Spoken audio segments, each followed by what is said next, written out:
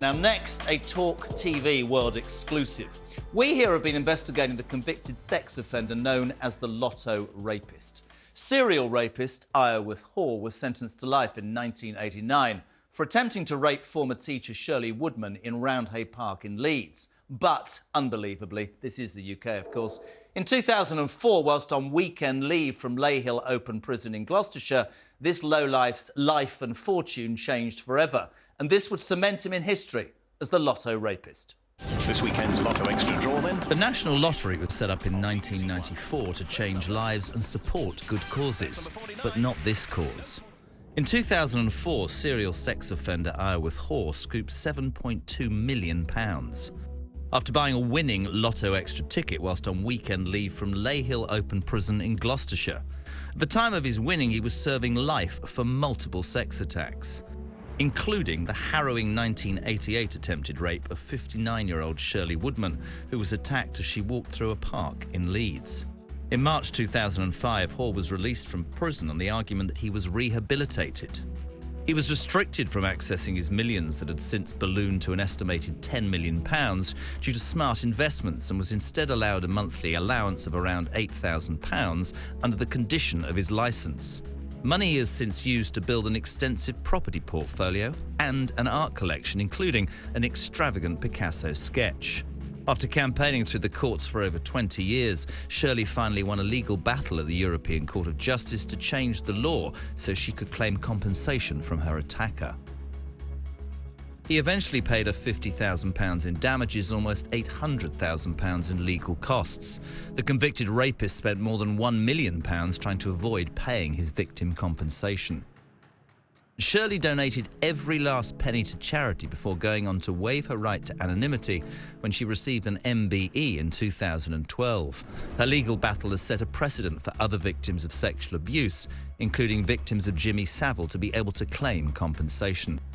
Shirley died last year aged 92, but went to her grave without justice. She spent her final years campaigning for her attacker to donate his money to charity. But has Iorworth Hoare done the right thing? Well, of course, the short answer is no. After a 15-year legal battle, he now has unrestricted access to his full fortune, and as far as anybody knows, has never donated a single penny of that to charity, nor, of course, is he likely to. But in exclusive footage for TalkTV, we can see him walking smugly around, free to enjoy that lavish lifestyle near his home in a village in Northumberland. Yesterday I spoke to one man who has been following this story, Sun reporter Robin Perrie, who helped lift the lid on Hoare's jackpot win. And I asked him to take us from the beginning to explain what happened and how the Sun covered this exclusive story. Well, it all started back in the summer of 2004. We got a tip that, incredibly, a prisoner who was on a life sentence and had been on weekend release as he neared the end of that sentence had bought a lottery ticket in Middlesbrough while he was wandering out from his bail hostel there. And incredibly, it was one of 3 tickets which had won that weekend's £21 million jackpot. So this character had won just over £7 million. We became aware that it was Iorworth Hoare, who'd in 1989 had been sentenced to life for an attempted rape, which came on the back of a long string of horrific sex attacks. And unbelievably, as I say, on a weekend release from a bail hostel, he was now a multi-millionaire. You talk about this amount of money. He wins £7.2 million whilst he's still in jail. He invests it. And the shocking and I would say gut-wrenching thing for people tonight is that money has grown. I mean, this man has a fortune now of £15 million. He lives in a village where people are aware of who he is. There's genuine fear. He's powerful because he's got money. What does that say about us as a society? I mean, presumably this poor woman who waived her anonymity and gave her money to charity, this 15 million alleged amount of money should have been given to a rape charity years ago, shouldn't it? Well, absolutely, and that's what her family. Shirley, who waived her anonymity, as you say, during her brave fight, she's sadly passed away now. But her family have said the obvious, that she did the incredibly generous thing of the £50,000 compensation she won, she gave straight to charity. And as far as we're aware, he's never done the same. And of course, because of his actions and then winning that lottery, there's been an incredible cost to the taxpayer. Obviously, all them years, 33 years in total, he spent behind bars on the back of a string of different offences he committed. And then, obviously, once he came out and won that money, the public was so outraged that the authorities decided that they felt the need to once again spend lots more money on him, keeping his location secret. It was at one stage, there was an operation reportedly costing the taxpayers as much as £10,000 a week to keep his location secret. That's obviously drifted over the years. People became aware of where he was living, but it just adds up. The total bill to the taxpayer is just phenomenal. He bought a Picasso. I mean, he's bought property. What is it he owns in Devon? Is it car parking or something? He owns some office buildings in Devon, which come with 45 car parking spaces, which we think produce a revenue, just the car parking spaces, of £100,000 a year, which is just incredible. And he's invested his money in a lot of eccentric artworks. He spent £30,000 on a 3-piece suite made out of clay. He's reportedly owns a Picasso.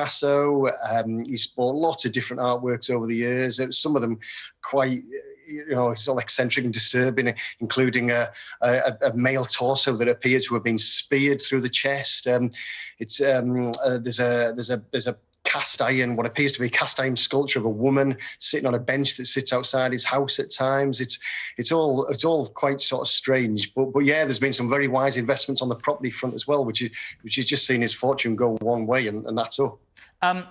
The reason, and I salute the Sun News, I salute you, and TalkTV are massively proud to be part of this, and I stand by it. He now has access, this is the $1 million question, to this fortune.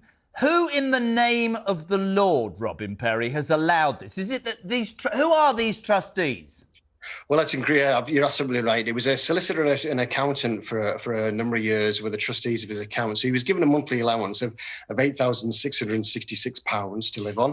If he wanted to spend any more than that for these investments, he had to apply for permission to those trustees. They didn't always give it. Sometimes they did refuse it, and he was reportedly very angry about that. Other times, we must assume they granted some of his requests, which allowed him to build his fortune.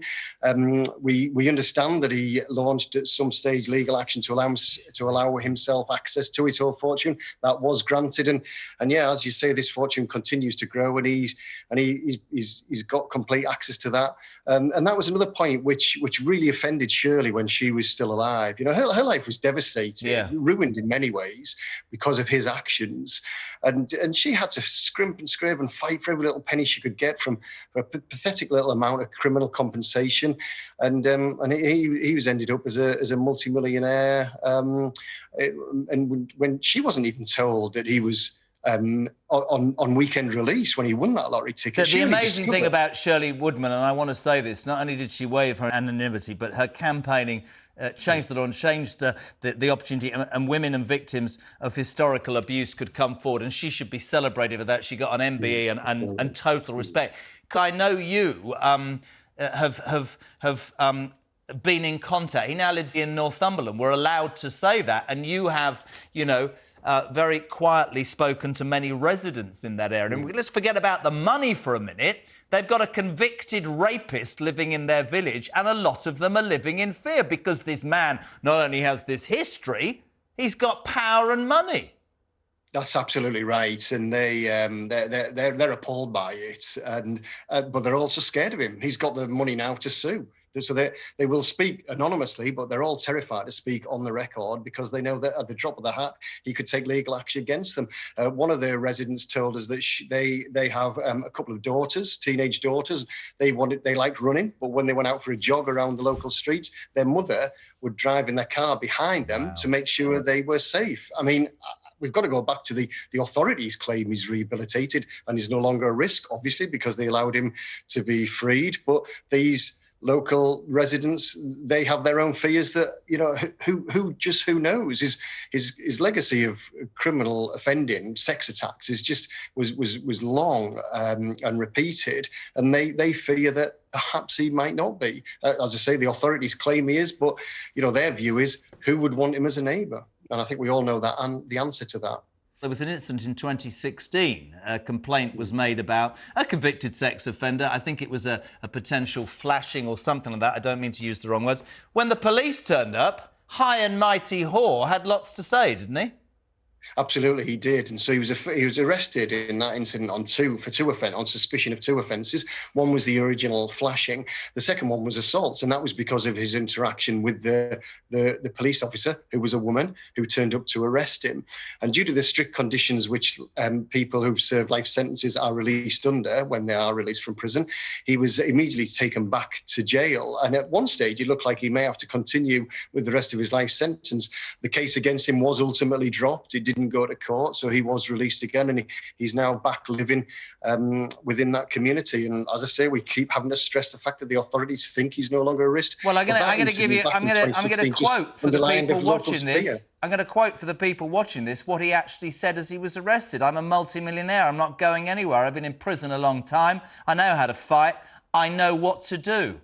There's so many parts of this story that are so appalling, and there aren't words that do it justice. And I think it's exceptional that the work that you're doing, because, you know, a lot of people, let's be perfectly honest, say, oh, you know, journalists, but this is exactly the sort of work the Sun should do. This is exactly how our society needs to root this out. Now, we talked about Shirley Woodman, an amazing lady who passed away at the age of 92. She was receiving an MBE from the Queen at Buckingham Palace in 2012. That's when her anonymity went. But as I said, she was a massive part of changing the law so that victims of historical abuse could come forward. And I salute her. Her daughter, we don't want to name her. She's changed her name anyway. What is her daughter calling for, Robin, at this moment in time as well? Yeah, I mean, she's demanding the changes as well, so that this kind of thing could never happen again. And as you make the point, this is a classic case of the good work that journalism can do, highlighted by the fact that a number of years ago the Home Office did change the law, so prisoners can't gamble like this anymore. This story could not happen now. You know, Hoare, if he was in this same situation now and wanted to buy his lottery ticket on his weekend release, he obviously could walk into a shop and pay for it because the shopkeeper wouldn't know who he was, but he wouldn't be allowed to keep the money. So that's one great thing that that has been changed. And Shirley's daughter is calling on Hoare to do the right thing and give some of his vast wealth to charities that do great work, helping to support the kind of women who he attacked repeatedly in the 1970s and 1980s. But as I said earlier, as far as we're aware, he's never agreed to do that at all. Very interesting with Robin Perrie. Just to say, we reached out to Shirley Woodman's family, and her daughter thanked us very much for covering it, but said she didn't want to take part in this programme, and we completely understand that. Joining me, though, to discuss this appalling story is Conservative MP for Morley and Outwood in the Leeds area, Andrea Jenkins, and former Scotland Yard detective Peter Blacksley. Thank you both very much indeed. Can I start with you, Andrea? I don't want to talk about politics at all. I want to talk about a society in 2023 that's on its backside, and this piece of, I'll say it, crap, is allowed to swan around an area, a convicted sex offender with millions in the bank. What, Andrea Jenkins, is wrong with this country? Why are we hard on victims and not on the perpetrators of crime? This man should not even be free, let alone be lauding it and frightening people. Don't you agree? Completely, Jeremy. I mean, you took the words right out of my mouth when you called him a lowlife. I mean, to me, life should mean life. Yeah. And criminals and abhorrent people like this should never be released from prison. And as the Sun journalist quite rightly said, who would want this person living in the community next to you? Nobody. And why would they? Why should they? No, he should still be in prison in my eyes. I completely agree. And to bring Peter in, we've had numerous conversations, Pete, and I hope you share my outrage tonight. This I don't even want to talk about him. But this will send people even further over the edge. The police have a duty of care and have had a duty of care to protect him from the very people that he perpetrated his crimes against. So it's great, isn't it? 15 million bloody pounds in the bank. He can do what he wants, and we, the taxpayer, are paying to protect him. What's wrong with us, Pete? Seriously. Well, if a supervising officer had asked me to go and protect Hoare, I think my answer would have been a very short and to the point one. It is absolutely galling that this serial sex offender, predatory sex offender, is able to enjoy his wealth and his freedom as he does. I completely understand the outrage of everybody, particularly the neighbours that have to suffer him in their community. It is truly galling. The only good thing to come out of it, of course, is that prisoners on home release can no longer gamble and enjoy their winnings, so we won't be confronted with this situation once again. But yeah, Shirley is the hero. I know that her daughter would like to meet Hoare in an effort to try and persuade him to donate money to charity. And should she ever want a driver, should Hoare agree to meet her, I'd be only happy to take her there. I completely am with you, and Andrea will agree with me. £10,000 a week is what Robin Perrie said to protect this lowlife. To me, it asks so many more questions. I'm glad, and we should absolutely salute Shirley Woodman, because the law has changed. In historical abuse cases, people can now bring the Savile situation, and I salute her at 92, no longer with us, but what she achieved was extraordinary. But it also begs the question, and you started Life is Life, I mean, are tough enough sentences for rapists are not obvious in this country? I mean, this man should not be walking free. And I almost get the feeling, I don't know what you both think, rubbing our noses in it, isn't he? Completely. I mean, I've said publicly before, even like paedophiles should be castrated in my views as well. And I mean, if I can just do on a really serious note though, Jeremy, I have a family member who got raped in their teens. And 30 years later, the effect on, my loved one, my family member, the mental health effects, not wanting to go out on their own on an evening, it lasts a lifetime. And the damage that they do, they should never, ever in a million years come out of prison. And thank you for sharing that, because that's exactly what we're talking about, that somehow we've got to a point where the victims who, and it's forever, are left to... I mean, this is such an appalling story. I want to ask you as a politician, can we not instigate a law to take this money off this lowlife and give it to rape crisis charities who need it? Who need it? I mean, I've been thinking about this seriously, actually, Jeremy. I mean, one easier route, actually, because you know how long legislation takes getting through, it would be actually for the National Lottery to look at their terms and conditions and preventing those who are out on licence from accepting the winnings. And this will then cover the likes of rapists and murderers, those who's got unspent convictions. So that'll probably be the quickest way to do this. Very interesting. Pete, of course he should give the money to charity, and of course he won't. I just want to get from your point of view, what will the police, what would their message be to the community? We can't say where it is, but, if you've got young daughters who hang around in the village or go out with their mates, you've got a convicted rapist who's got the money, by the way, to employ a top barrister or lawyer and presumably get away with whatever appalling behaviour he comes up with. This is a task for the community police, and I do hope there are safer neighbourhood teams working in that area where Hoare lives, in order that they can raise awareness that everybody that lives within that community and the surrounding area are aware of him, what he looks like, the extent and the depth and the depravity of his previous offending, in order that people can swerve him and have nothing to do with him. And there's been a recent debate going on about facial recognition cameras. Well, ladies and gentlemen, here's a perfect example where if we had facial recognition cameras, this man would be able to be spotted, monitored, and people would always know his whereabouts. Guys, thank you so much. Andrea, for sharing your personal story. Pete, for your insight as ever. It's an appalling story. And I'll finish as a start. It says very little about our society. We should salute Shirley Woodman. And we should say also that all the people, as I said in the interview, criticise investigative journalism should salute the Sun and Robin Perrie and his colleagues, because scum like Hoare should not be able to exist in a civilised society. That's what I think.